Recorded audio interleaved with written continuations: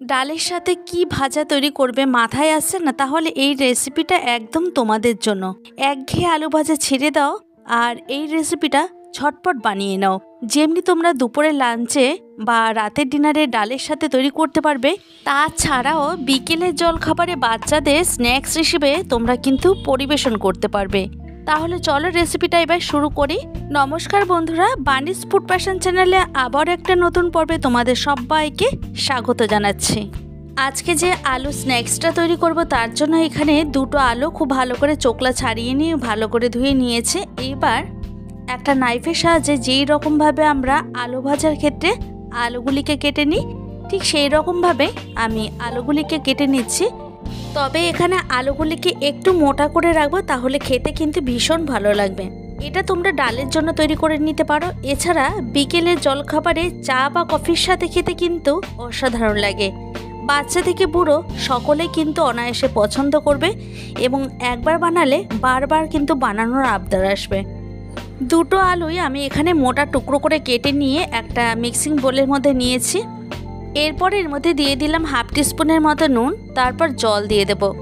এইভাবে জল দিয়ে আমি 10 থেকে 15 মিনিটের মতো ঢেকে রেখে দেব। আচ্ছা, আমি এর মধ্যে আরও কিছুটা পরিমাণে নুন দিয়ে রাখলাম। এইভাবে এখন হাত দিয়ে খুব ভালো করে মেখে রেখে দিচ্ছি, আর এতে কী হবে, আলুটা অনেকটাই সফট হয়ে যাবে। আলুটা সফট হতে থাক, অন্যদিকে আমি একটা ব্যাটার তৈরি করে নেব।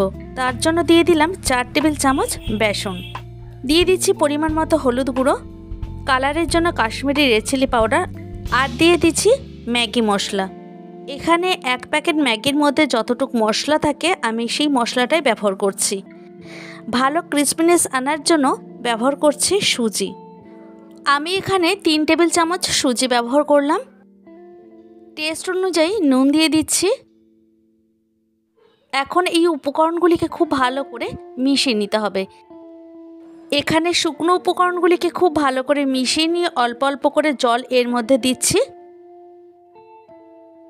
এখানে ব্যাটারটি খুব পাতলা করা যাবে না, একটু ঘন ঘন রেখে মিশ্রণটিকে তৈরি করে নিতে হবে। তো কোটিং করার জন্য আমরা যেই রকম একটা মিশ্রণ তৈরি করে নিই, ঠিক সেই রকমই কিন্তু তৈরি করে নিচ্ছি। এখানে হাতে সময় নিয়ে মিশ্রণটিকে খুব ভালো করে ফেটিয়ে নিলাম। প্রথমেই একবারে জলটা ঢালা যাবে না, অল্প অল্প করে জল দিয়ে একটা মিশ্রণ তৈরি করে নেওয়ার পর চলে যাব দ্বিতীয় স্টেপে। গ্যাসের উপর একটা কড়াই বসিয়ে কড়াইটাকে খুব ভালো মতো গরম করে নেওয়ার পর দিয়ে দিলাম পরিমাণ মতো সাদা তেল। তেলের পরিমাণটা চাইলে এর থেকে তোমরা বাড়িয়েও দিতে পারো। এখন তোমাদের একবার দেখিয়ে দিচ্ছি, দেখো আলুটা কিন্তু এখানে অনেকটাই সফট হয়ে গেছে। কতটা সফট হয়ে গেছে তোমরা আশা করি দেখেই বুঝতে পারছো। জল থেকে তুলে নিয়ে অন্য একটা প্লেটে আমি ট্রান্সফার করে নিয়েছি আলুটাকে। এরপর একটা টিস্যু পেপার দিয়ে ঠিক এই রকমভাবে আলুর ভেতরে যে জল সেগুলিকে আমি কিন্তু মুছে নিচ্ছি। এতে আলুর ভেতরে যদি কোনো রকমভাবে জল থাকে সেটা কিন্তু টিস্যু পেপারে অ্যাবসর্ব হয়ে যাবে। সবসময় টিস্যু পেপারটা ঘরে অ্যাভেলেবেল নাও থাকতে পারে, সেক্ষেত্রে একটা সুতি ন্যাকড়া দিয়ে খুব ভালো করে আলুটাকে মুছে নিতে হবে। তেলটা ভালো মতো গরম হয়ে যাওয়ার পর এক একটা করে আলু যেই মিশ্রণটিকে আমি তৈরি করে রেখেছিলাম তার মধ্যে খুব ভালো করে কোট করে নিয়ে কড়াইতে ছেড়ে দিলাম। এখন গ্যাসের ফ্লেমটাকে একদম হাইতে দিয়ে প্রায় 2 থেকে 2.5 মিনিটের মতো খুব ভালো করে ভেজে নিচ্ছি। উল্টে দিচ্ছি এখন অন্য সাইডে হওয়ার জন্য। আমি এখানে ডাবল কোট করে নেব, তোমরা চাইলে একবারও ভেজে নিতে পারো। তবে ডবল কোট করলে খেতে কিন্তু ভীষণ সুস্বাদু হয়, ভীষণ একটা ক্রিসপিনেস আসে। হয়ে গেছে এগুলিকে ভেজে নেওয়া। বাকি যে আলুগুলি ছিল সেই আলুগুলিকেও একই রকমভাবে মিশ্রণটি থেকে কোটিং করে নিয়ে ভেজে নিতে হবে। প্রথমে গ্যাসের ফ্লেমটাকে মিডিয়ামে রাখবো, তারপর হাই ফ্লেমে 1 থেকে 2 মিনিটের মতো খুব ভালো করে ভেজে নেব। দেখো এখানে কালারটা কিন্তু চেঞ্জ হয়ে গেছে। লাল হয়ে যাওয়ার পর আমি তুলে নেব। ফ্লেমটাকে হাইতে রেখে আলুটাকে এখানে তুলে নিচ্ছি। আমার এখানে সমস্ত আলু ফ্রাই করা হয়ে গেছে। এবার দ্বিতীয়বার আমি ফ্রাই করছি, তাই যে তেল ছিল সেই তেলের মধ্যে অল্প অল্প করে আলুটাকে দিয়ে হাই ফ্লেমে এখানে 1 থেকে 1.5 মিনিটের মতো ভেজে নেব। এর থেকে বেশি একদমই ভাজা দরকার নেই।